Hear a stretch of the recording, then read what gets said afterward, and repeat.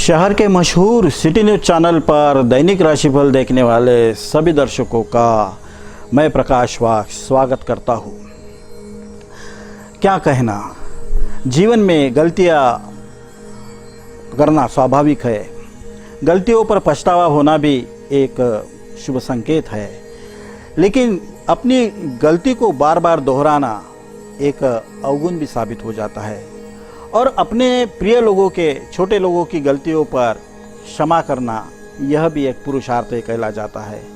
और जिसमें क्षमा करने की, दया करने की, कृपा करने की प्रवृत्ति आ जाती है, उस व्यक्ति को एक भाषा समृद्ध और परिपूर्ण व्यक्ति भी कहला जा सकता है। अगर अपने घर में कोई छोटे मोटे बेबनाव बनते हो तो आप दया, कृपा, क्षमा करके परिवार में सुख संवाद बनाए रख सकते हैं।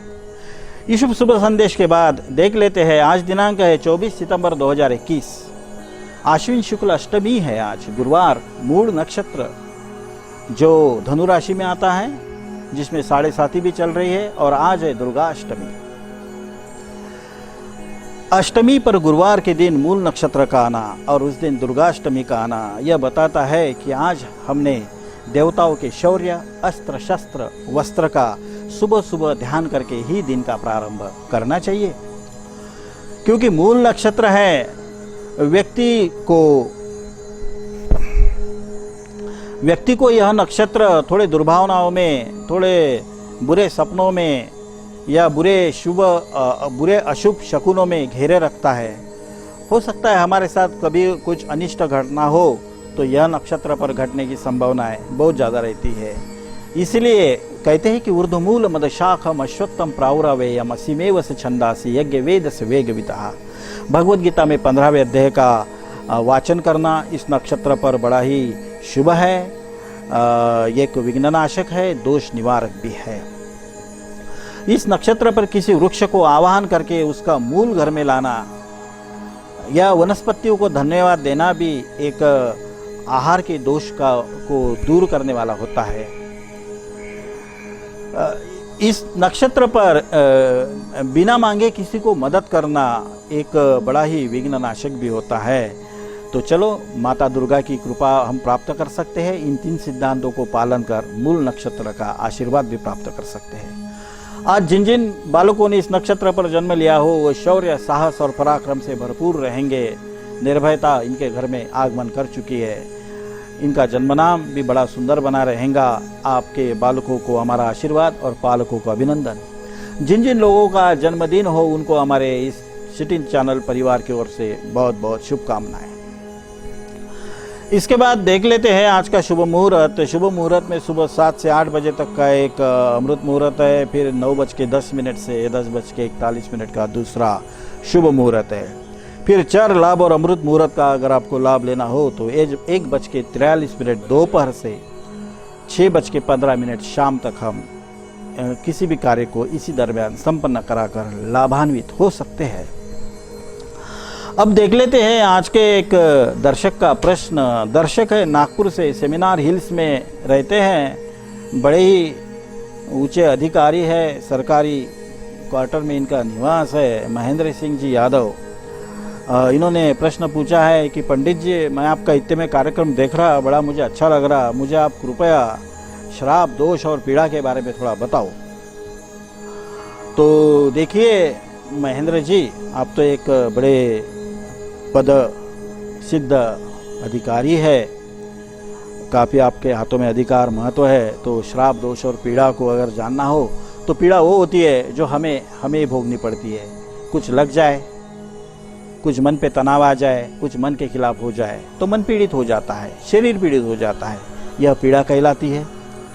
दोष, हमारे स्वभाव का दोष अगर हो तो हमारे परिवार वाले निकालते हैं रोक टोक के, मित्र निकालते हैं, समाज के लोग निकालते हैं टीका टिप्पणी करके, और यह दोष निकालने का कार्य समाज के अधीन ही होता है। उस पर हम सूक्ष्म निरीक्षण करके कुछ भीतर बदलाव, परिवर्तन करने का सुअवसर प्राप्त कर सकते हैं अगर स्वीकार भाव रहे तो। रे श्राप की बात, श्राप वो होता है जो दूसरों का हक छीन लेता है। अगर घर में गर्भवती है तो बालक के भाग्य से जो पैसा आ रहा है वो गर्भवती पर न लगा के किसी और काम पे लगाना। घर में बालक है, उनके हिस्से का धन, उनके पढ़ाई पर या उनके स्वास्थ्य पर न लगाकर किसी और काम में लगाना। घर में अगर वृद्ध है तो उनके हिस्से का धन कहीं और लगाना। अपने व्यापार व्यवसाय में किसी के हक को बिल्कुल भोलापन अगर सामने है तो उसको छीन लेना।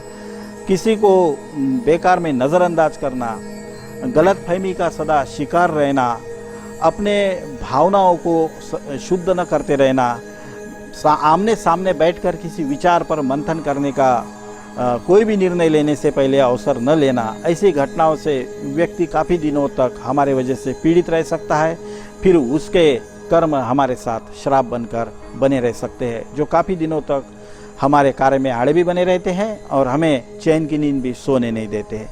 फिर वही दोषों का निराकरण न किया जाए तो आने वाले नस्ल में भी आ जाता है और फिर उसके फलस्वरूप हमारे घर में जावई या बहू के रूप में अगर कोई आता है तो उस दोष का एक समापन करने के लिए मौका बना रहता है। तो आपने हमें प्रश्न पूछा, इसलिए आपका बहुत बहुत धन्यवाद, स्वागत भी।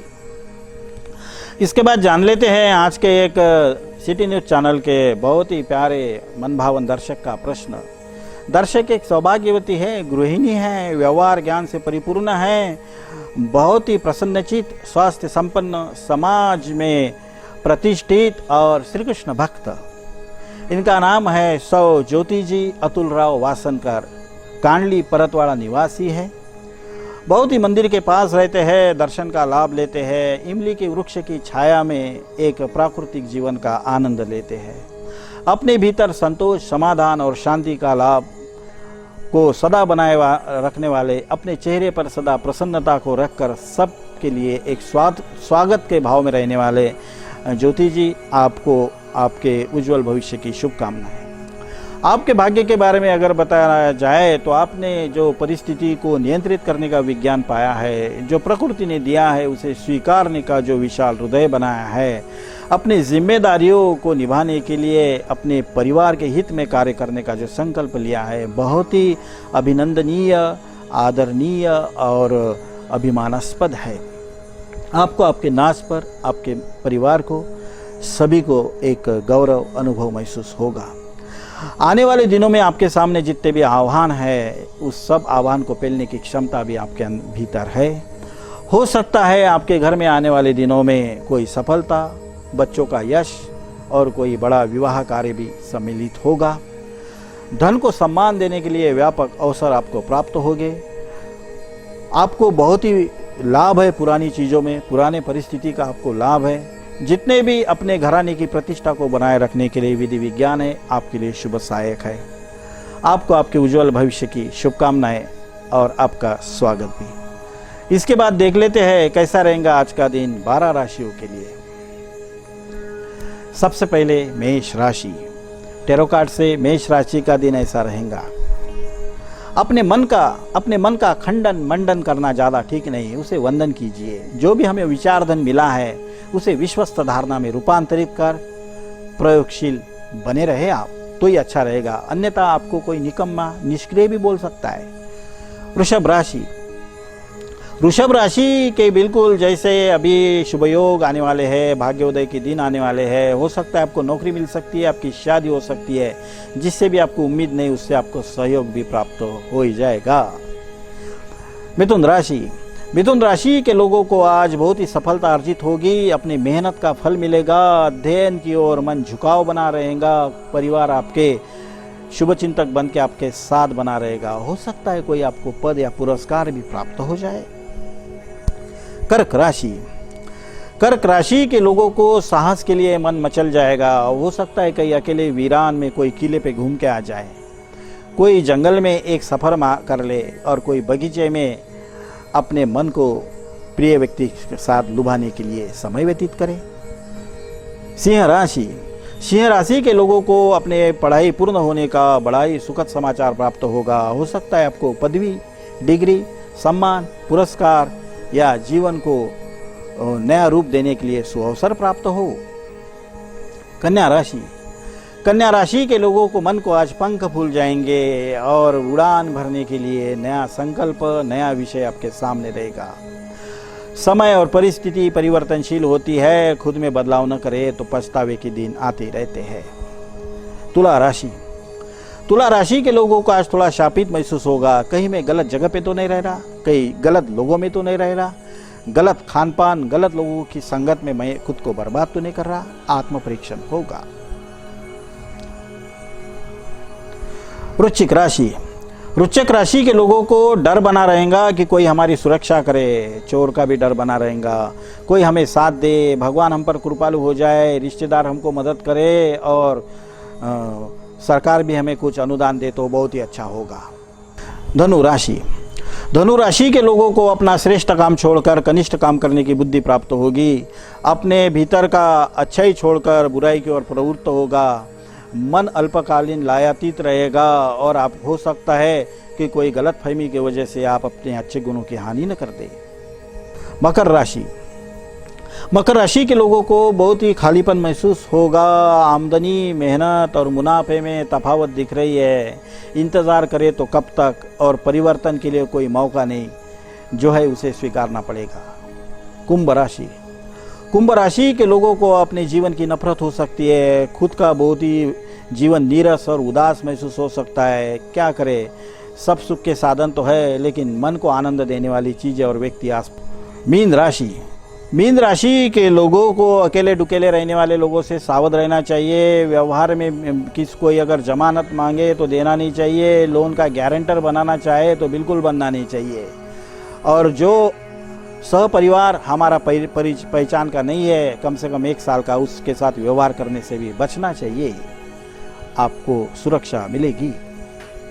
यहाँ पर हम 12 राशियों का भविष्य कथन समापन करने के साथ साथ आप सभी दर्शकों को आह्वान करते हैं, निवेदन करते हैं कि आप भी आपका महत्वपूर्ण प्रश्न और भविष्य इसी कार्यक्रम में पूछ सकते हैं। वह इस नीचे दिए हुए नंबर पर आपका संपूर्ण नाम और आपका जन्म तारीख भेजकर। यह कार्यक्रम अगर आपको बहुत ही पसंद आए तो आप इसको सिटी न्यूज़ चैनल को सब्सक्राइब कर घंटी दबाकर नित्य नोटिफिकेशन लेकर और भी कुछ नया नया देख सकते हो।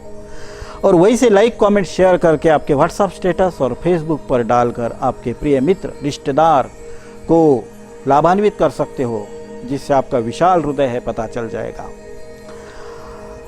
आप सभी दर्शकों का मैं प्रकाश वाग लेता हूँ यहाँ पे अलविदा। आपके दैनिक राशिफल कार्यक्रम में आपके प्यारे चैनल सिटी न्यूज़ पर कल होंगे हमारी फिर मुलाकात इसी वक्त इसी समय। तब तक देखते रहेगा सिटी न्यूज़। हरिओम तत्सत।